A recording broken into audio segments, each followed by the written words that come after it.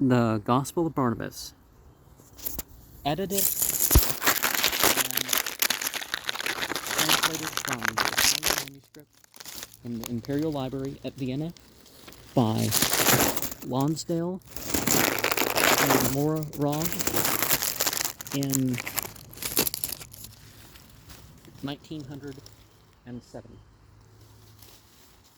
Part 136. In this accursed spot shall abide the infidels forevermore, insomuch that if the world were filled with grains of millet, and a single bird once in 100 years should take away a single grain empty to the world, if when it should be empty, the infidels were to go into paradise, they would rest, delighted. But there is not this hope, because their torment can have no end, seeing that they were not willing, for the love of God, to put an end to their sin. But the faithful shall have comfort, because their torment shall have an end. The disciples were affrighted hearing this, and said, So then the faithful must go into hell? Jesus answered, Every one, be he who may, must go into hell. It is true, however, that the holy ones and prophets of God shall go there to behold, not suffering any punishment, and the righteous only suffering fear. And what shall I say? I tell you that thither shall come even the messenger of God, to behold the justice of God. Thereupon hell shall tremble at his presence, and because he hath human flesh, all those that have human flesh, and shall be under punishment so long as the messenger of God shall abide with the hold of hell, so long shall they abide without punishment. But he shall abide there only so long as it taketh to shut and open the eyes. And this shall God do in order that every creature may know that he hath received benefit from the messenger of God. When he shall go there, all the devils shall shriek, and seek to hide themselves beneath the burning embers, saying one to another, Fly, fly, for here cometh Mohammed, our enemy. Hearing which, Satan shall smite himself upon the face with both his hands, and screaming shall say, Thou art more noble than I in my despite, and this is unjustly done. Now the Mechmed in the Bible is, it's thought in terms of the meaning. So some guy in a different land with a name that was the exact equivalent of Ahmed, Muhammad, to what it says in the Song of Songs and the book of John in Greek, Paracletus, how do you say that? Can't quite get that. The screaming shall say, Thou art more noble than I, and my despite, this is unjustly done.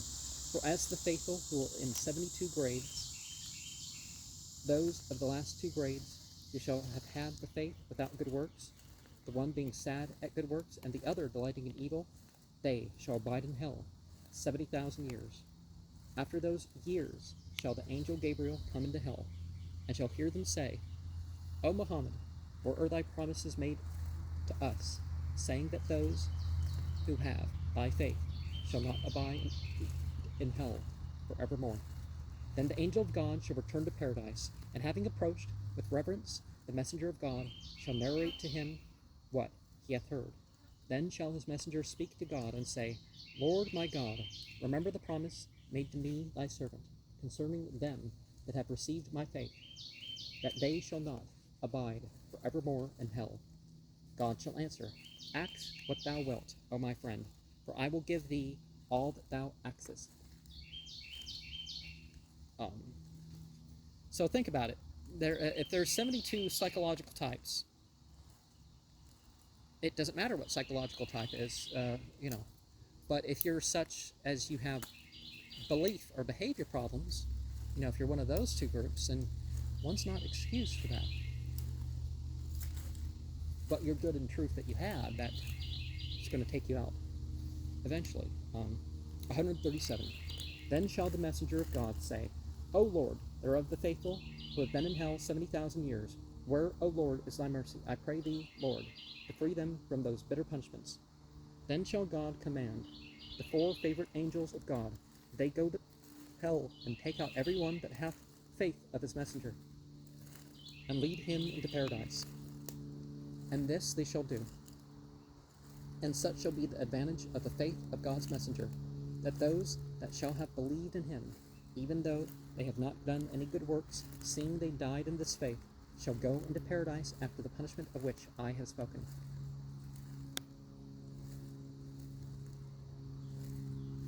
Now, by not any good works, for the most part, you can say that those works have been spent up in,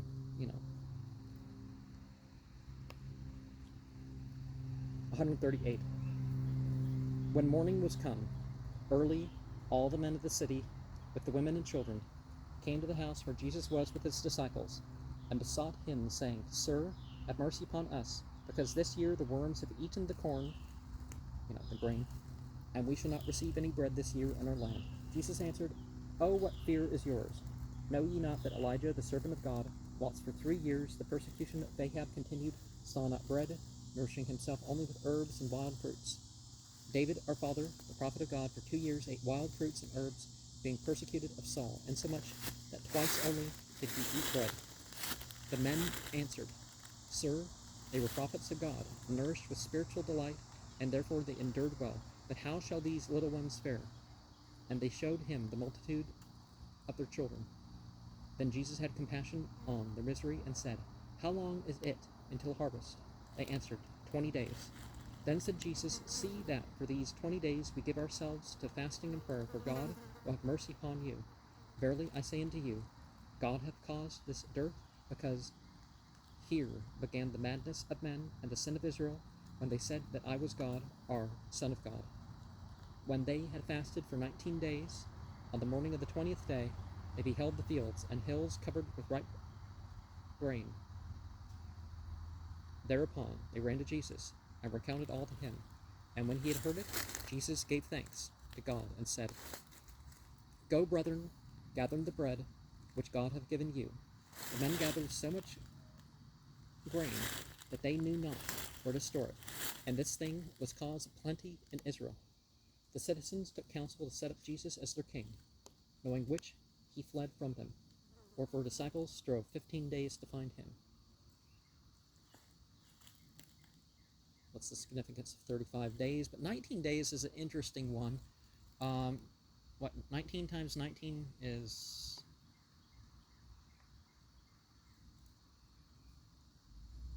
a year for some people.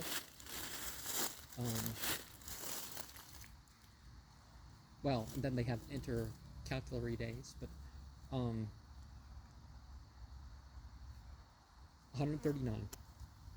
Oh, the Gebethal working. That's what I was thinking. In Enochian magic, there's the Gebethal working of 19 days.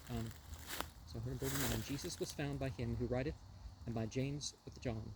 And they weeping said, O Master, wherefore didst thou flee from us? We have sought thee morning, yea, all the disciples seek thee weeping. Jesus answered, I fled because I knew that a host of devils is preparing for me that which in a short time ye shall see. For there shall rise against me the chief priest with the elders of the people, and shall wrest authority to kill me from the Roman governor, because they shall fear that I wish to usurp kingship over Israel. Moreover, I shall be sold and betrayed by one of my disciples, as Joseph was sold into Egypt.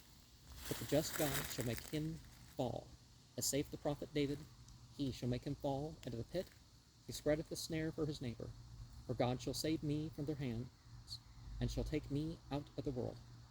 The 3 disciples were afraid, but Jesus comforted them, saying, Be not afraid, for none of you shall betray me. Whereat they received somewhat of a consultation. The day following there came, 2 by 2, 36 of Jesus' disciples, and he abode in Damascus, awaiting the others. And they mourned every one, for that they knew that Jesus must depart from this world. Wherefore he opened his mouth and said, Unhappy of a surety is he who walketh without knowing whither he goeth. But more unhappy is he who is able and knoweth how to reach a good hostelry, yet desireth and willeth to abide on the miry road in the rain and in peril of robbers. Tell me, brethren, is this world our native country? Surely not. Seeing that the first man was cast out into the world as to exile, and therein he suffered the punishment of his error. Shall there perchance be found an exile who aspireth not to return to his own rich country, where he findeth himself in poverty? Assuredly reason denieth it, but experience proveth it. Because the lovers of the world will not think upon death, nay, when one speaketh to them thereof, they will not hearken to his speech.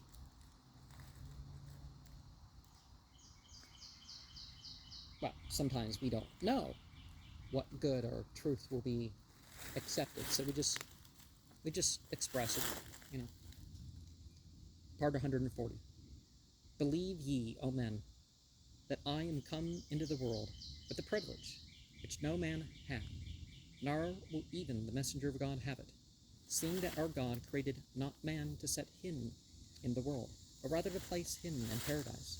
Surely it is that he who hath no hope to receive aught of the Romans, because they are of a law that is foreign to him, is not willing to leave his own country with all that he hath, never to return,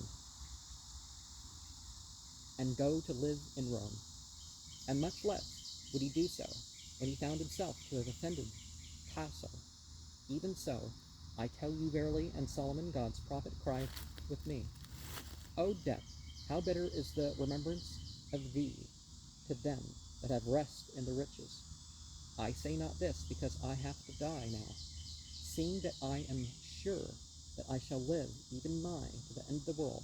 But I will speak to you of this in order that ye may learn to die.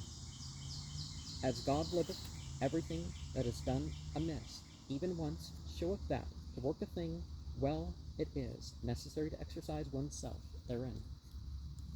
Have ye seen the soldiers, how in time of peace they exercise themselves with one another, as if they were at war? But how shall that man die a good death, who hath not learned to die well? Precious is the death of the holy in the sight of the Lord, said the prophet David. Know ye wherefore? I will tell you. It is because, even as all rare things are precious, so the death of them that die well, being rare, is precious in the sight of our God, our Creator. Of a surety, whenever a man beginneth aught, not only is he fain to finish the same, but he taketh pains that his design may have a good conclusion. O miserable man, that prizeth his hosen more than himself. For when he cutteth the cloth, he measureth it carefully before he cutteth it. And when it is cut, he seweth it with care. But his life, which is born to die, insomuch that he alone dieth not, was not born. Wherefore will not men measure their life by death? Have ye seen them that build, how for every stone they lay, they have the foundation in view, measuring if it be straight, that the wall fall not down? O wretched man, for with greatest ruin shall fall the building of his life, because he looketh not to the foundation of death. Of course, we can build up for both at the same time, right? 141. Tell me, when a man is born, how is he born? Surely he is born naked, and when he is laid dead beneath the ground, what advantage hath he? A mean linen cloth, wherein he is wound, when he is wound. And this is the reward which the world giveth him. Now if the means in every work must needs be proportionate to the beginning and end, in order that the work be brought to a good end, what end shall the man have who desireth earthly riches? He shall die, as saith David, prophet of God. The sinner shall die a most evil death. If a man sewing cloth should thread beams instead of a thread in the needle, how would the work attain its end? Of assuredly he would work in vain, and be despised of his neighbors. Now man seeth not that he is doing this continually, when he gathereth earthly goods. For death is the needle wherein the beams of earthly goods cannot be threaded. Nevertheless, in his madness, he striveth continually to make the work succeed, but in vain. And whoso believeth not this at my word, let him gaze upon the tombs, for there shall he find the truth. He who would fain become wise beyond all others in the fear of God, let him study the book of the tomb, for there shall he find the true doctrine for his salvation. For he will know to beware of the world, the flesh, and the sense, when he seeth that man's flesh is reserved to be food of worms. Tell me, if there were a road which of such condition that walking in the midst thereof should a man go safely, but walking on the edges he would break his head, what would ye say if ye saw men opposing one another, and striving in emulation to get nearest to the edge and kill themselves? What amazement would be yours? Assuredly ye would say, they are mad and frenzied, and if they are not frenzied, they are desperate. Even so it is true, answered the disciples. Then Jesus wept and said, even so verily are the lovers of the world, for if they lived according to reason, which holdeth a middle place in man, they would follow the law of God, and would be saved from eternal death. But because they follow the flesh and the world, they are frenzied, and cruel enemies of their own selves, and striving to live more arrogantly and more mischievously than one another. 142. Judas the traitor, when he saw that Jesus was fled, lost the hope of becoming powerful in the world, for he carried Jesus' purse, wherein was kept all that was given him for love of God. He hoped that Jesus would become king of Israel, and so he himself would be a powerful man. Wherefore, having lost this hope, he said within himself, if this man were a prophet, he would know that I steal his money, and so he would lose patience and cast me out of his service, knowing that I believe not in him. And if he were a wise man, he would not flee from the honor that God willeth to give him. Wherefore, it would be better that I make arrangement with the chief priests and with the scribes and Pharisees, and see how to give him up in their hands.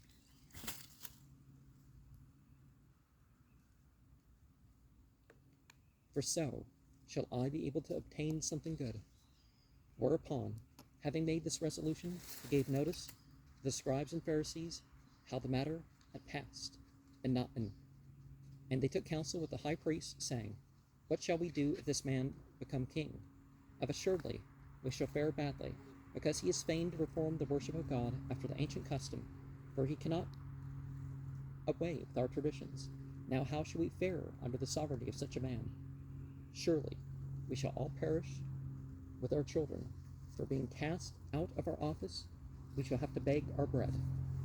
Well, then they shouldn't be making a living off of being a professional priest. That, society shouldn't really make that an option. You should lead the rituals for free. We now, praise be God, have a king and a governor that are alien to our law, who care not for our law, even as we care not for theirs. And so we are able to do whatsoever we list. For even though we sin, our God is so merciful that he is appeased with sacrifice and fasting. But if this man become king, he will not be appeased unless he shall see the worship of God, according as Moses wrote. And what is worse, he saith that the Messiah shall not come of the seed of David, as one of his chief disciples hath told us, but saith that he shall come of the seed of Ishmael, and that the promise was made in Ishmael and not in Isaac. What then shall the fruit be if this man be suffered to live? Assuredly the Ishmaelites shall come into repute with the Romans, and they shall give them our country in possession.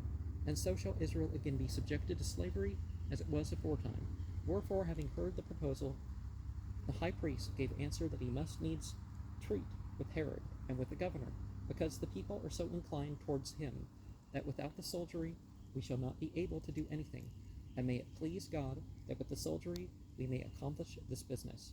Wherefore, having taken counsel among themselves, they plotted to seize him by night, when the governor and Herod should agree thereto.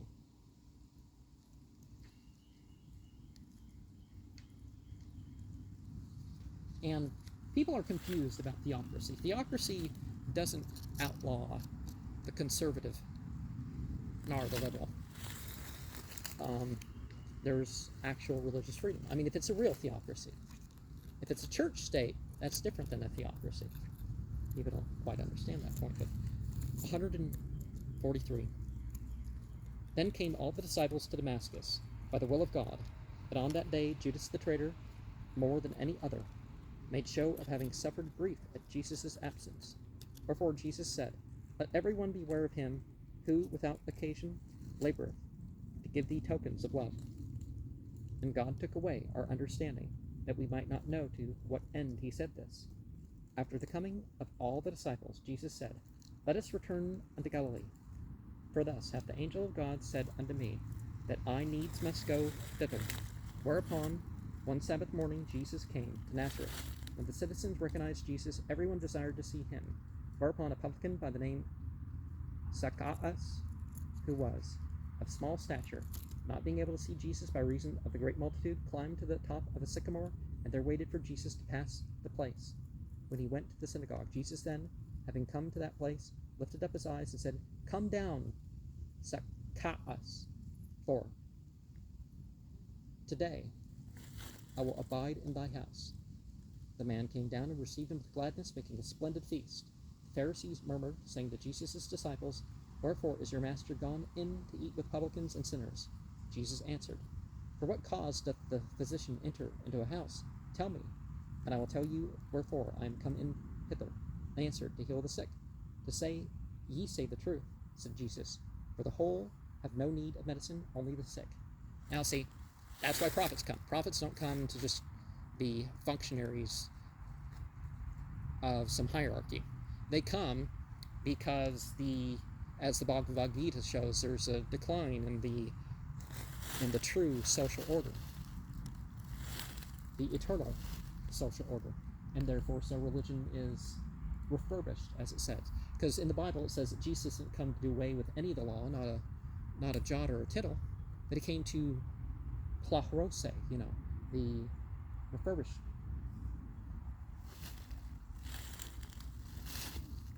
"144. As God liveth, in whose presence my soul standeth, God sendeth his prophets and servants into the world, in order that the sinners may repent. And he sendeth not for the sake of the righteous, because they have no need of repentance, even as he that is clean hath no need of the bath. But verily I say unto you, if ye were true Pharisees, ye would be glad that I should have gone into sinners for their salvation. Tell me, know ye your origin, and wherefore the world began to receive Pharisees? Surely I will tell you, seeing that ye know it not. Wherefore hearken to my words. Enoch, a friend of God, who walked with God in truth, making no account of the world, was translated into paradise, and there he abideth until the judgment. For when the end of the world draweth nigh, he shall return to the world with Elijah and one another.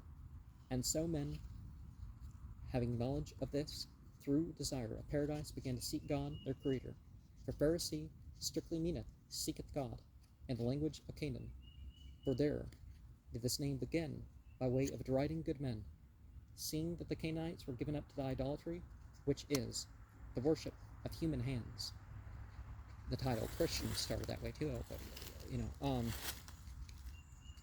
whereupon the Canaanites, beholding those of our people that were separated from the world to serve God in derision, when they saw such an one, said, Pharisee, that is, he seeketh God, so much that to say, O mad fellow, thou hast no statues of idols, and adorest the wind. Wherefore look to thy fate, and come and serve our gods. Verily I say unto you, said Jesus, all the saints and prophets of God have been Pharisees, not in name as you are, but in very deed. For in all their acts they sought God, their Creator. And for love of God they forsook cities and their own goods, selling these and giving to the poor for love of God. Now, if Jesus was some guy with red-tinged blonde brown hair like me or something, with fair skin like me or something, among a bunch of brown-skinned, black woolly-haired people, Semites, they wouldn't be asking people who were familiar with him to identify him. Because that would have been super clear, right? And another thing that we, I guess, have here is that this thing about believers. You know, the Quran in Surah 48 talks about these labels in a different way. Because, you know, some people will go about and say, we are the believers, you know, to distinguish themselves from the other people. Now, certainly you want to go through the different stations of religion, but, you know, this coming up with different titles to distinguish yourself from other people. You know, in the Islamic world, Ahl Sunnah wal Jama'ah is, you know, typically what the Sunnis are called, right? The people of the way and the congregation. But in Shia narrations, that's what you are too, supposed to be too. You're supposed to be Ahl Hadith. You're supposed to be, you know, the people of the sayings. You know, you're supposed to be that stuff. But when you come up with these, and in Sunni traditions, you're, you know, Shit to Ali, you know, the party of Ali, and that sort of stuff.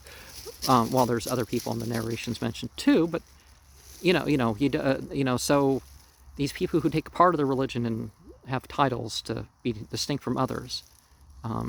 So the labels aren't always that, and most people don't know that. They don't really know that this is what the other groups are claiming too, because that's what they're told, and they don't.